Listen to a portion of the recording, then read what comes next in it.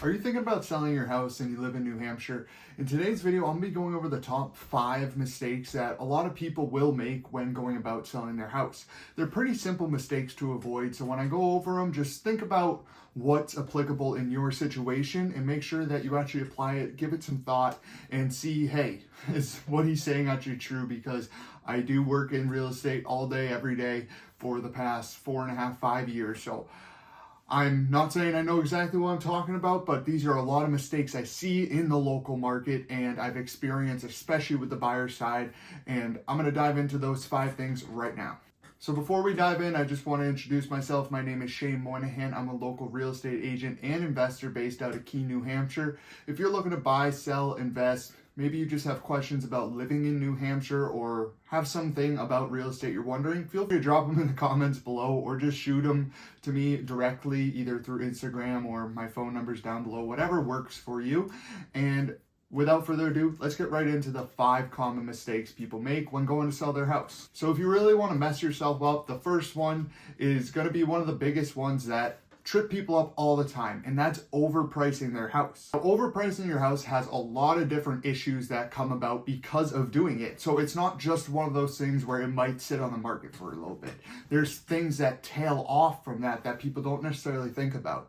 Because I've noticed a lot of times when I go to listing appointments, especially with people who are older than me, older clientele that have been through a couple market cycles, a lot of times they still think that they should list higher, and then they're like, well, I'm okay to negotiate down, but I'd rather list high just in case we get it. But that's not really how the market works anymore, because of the last few years when the market was red hot and everything was going above and way over list price with multiple offers. The buyers started to feel like that was normal. So when they go look at houses that have a seller that's like, well, we're overpricing it on purpose so that I can get docked down to the number I'll actually accept. When they're going about it, they're thinking, wow, this house is already kind of high for what it is. And most likely other people are going to offer because they're still in that mindset of a few years ago when that was the case no matter what the listing price was. And not only will you have some confusion in that, you might also just lose some buyers completely that it would have worked perfectly for, but because it was overpriced, they said, you know what, I'm not even going to bother with it because I know I don't even want to pay this price. And they don't think you're ready to accept a lower offer with just a few days on the market. So it just throws the whole first part of the most important part off, because the first couple days your house is on the market is going to be the most important, because that's when all the eyes are seeing the new listings, especially when real estate agents are finding houses for the buyer and shooting it right away over to them. That's when you're getting all the eyeballs on it, and you want that price to be set correctly so that you're in the competitive market, because really in this market, you're still in a golden opportunity as a seller where you can't really mess up listing your property too low, because even if it's worth more, houses that have a lower listing price, buyers are seeing that's worth it. So they're willing to go over and go into a bidding war. Where if you're on the other side of the spectrum where you overpriced it, nobody's even going to put an offer in below list until maybe a few weeks over, because most of the time the case isn't like that. So make sure when you're pricing your house, you have an actual expert there, a local real estate agent that knows what the market's like and knows how to play the market conditions to your advantage and not the other way around. Mistake number 2 is another easy one to fix, and that's neglecting the curb appeal of the property.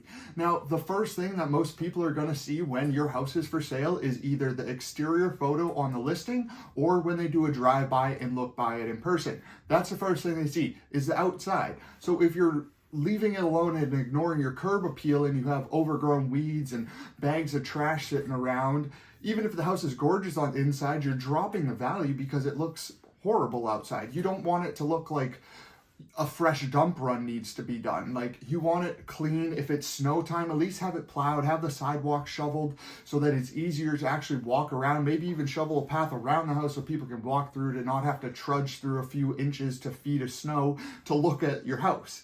Make it a little bit easier on them, because again, you're the one selling your house. If it's a springtime, maybe put in some new mulch, get the grass cut right before the showings. If you're doing an open house on a weekend, cut it that Friday. Just make sure the outside actually looks good, it's approachable, and it looks like make it kind of easy to maintain, you know?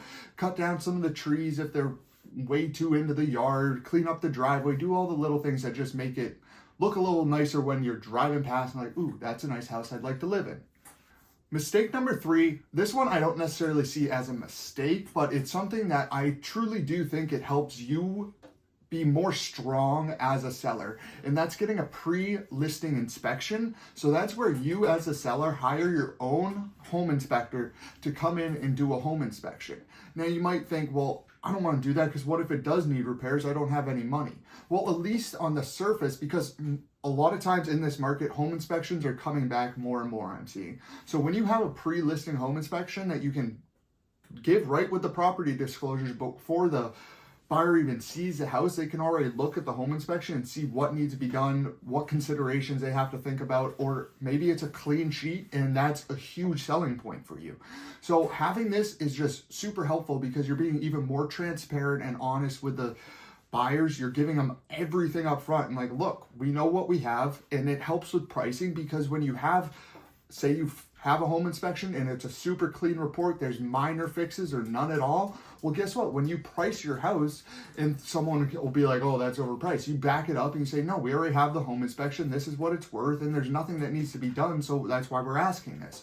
So you have a little bit more ground to stand on as seller, and again, you're just looking much more confident, out there, open. You're not hiding anything whatsoever because you hired them yourself, you paid the money, and you're giving the report as kind of a courtesy to be like, hey, my house is good, it's trustworthy, what do you think? Mistake number 4, now this one's not so much on the seller, but it is on who the seller hires to list the house, and that's poor marketing.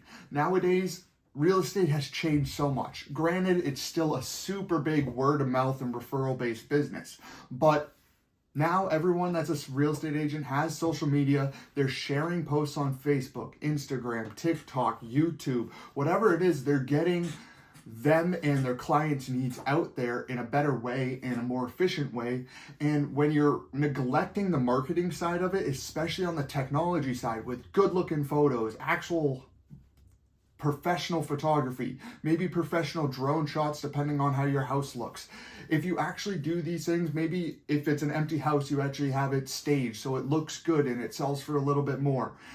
All these things are part of the marketing. And again, it's not necessarily on the seller, but it is on who the seller hires. And you have to actually know, hey, this person is going to do me right. They're going to share it every way they can. They have a good following or whatever it is. They don't necessarily need to have a big following, but as long as they're doing the right things to market it and doing it professionally so it looks the best possible way it can for you as a seller to bring as much money as you can to selling. And now mistake number 5 is a pretty simple one, but the only reason a lot of people make it is because they think it's cheaper route, and that's not hiring a local expert. A lot of people will do, not a lot, but some people will either do for sale by owner, which really, if you look at the stats, it never works out the way anyone thinks it's gonna. Or you have like the listing services where you pay a fee, they put it in the MLS for you, but you have to provide all the information, you do the showings, you upload the pictures to, well, you give the pictures to them to upload to the MLS. You're the one doing it. And again, those typically don't work, but everyone does it because either they're not paying for a buyer's or seller's agent, or they're not paying anything at all if they're doing for sale by owner.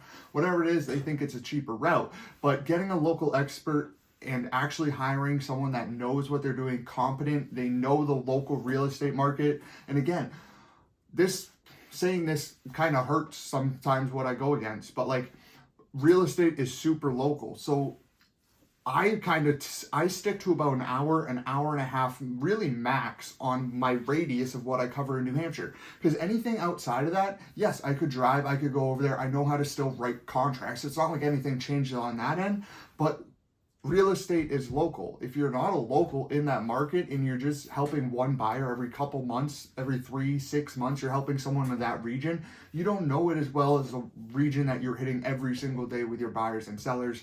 And that really comes into play when you're a listing agent.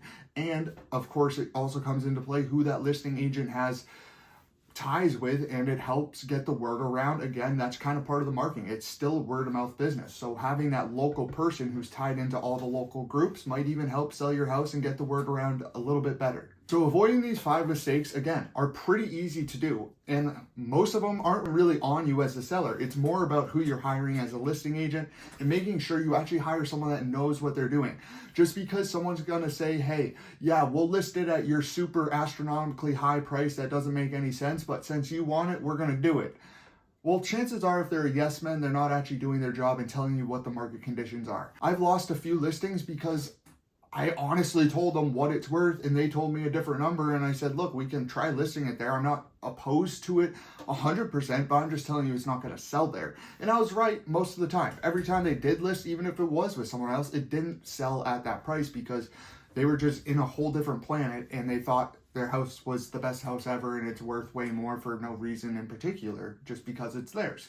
So actually getting someone that is going to tell you the truth, going to tell you how it is, how the market will react to your new listing, and giving you some pointers on like, hey, you should probably do this for curb appeal. Maybe you should repaint your walls if they're wackadoodly colors and it's not going to look good in listing photos. Just little things like that that'll not necessarily cost you a massive bill, but it'll give you a little bit more of a return, or at least a faster sale, because if you're pricing it right, it looks good on the outside, you're providing a actual home inspection report and say, here's the condition of this house 100%.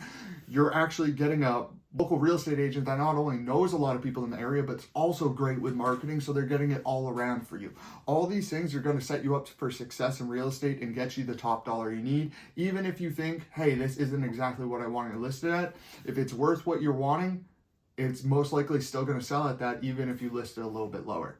So I hope this kind of clear some things up if you're looking to sell a home in New Hampshire and you've been kind of like curious, sidestepping it, not really want to do it. Here's a few things that you can get your bearings on straight. And if you're looking to sell and you don't have an agent yet and you're around the Keene, Cheshire, Hillsborough County area, feel free to reach out to me. I'd be more than happy to come over, help you out, talk it over, see if it's a good plan for you. And if you're outside those two counties, I do Sullivan County too, but if you're outside those couple counties, still reach out to me. My local real estate office, Realty One Group, has agents everywhere in New Hampshire. I can find you a super competent real estate agent that will be doing good for you and do right by you. So I hope you enjoyed this. If you did, make sure to hit that like and subscribe button. I'll catch you guys next week with another video.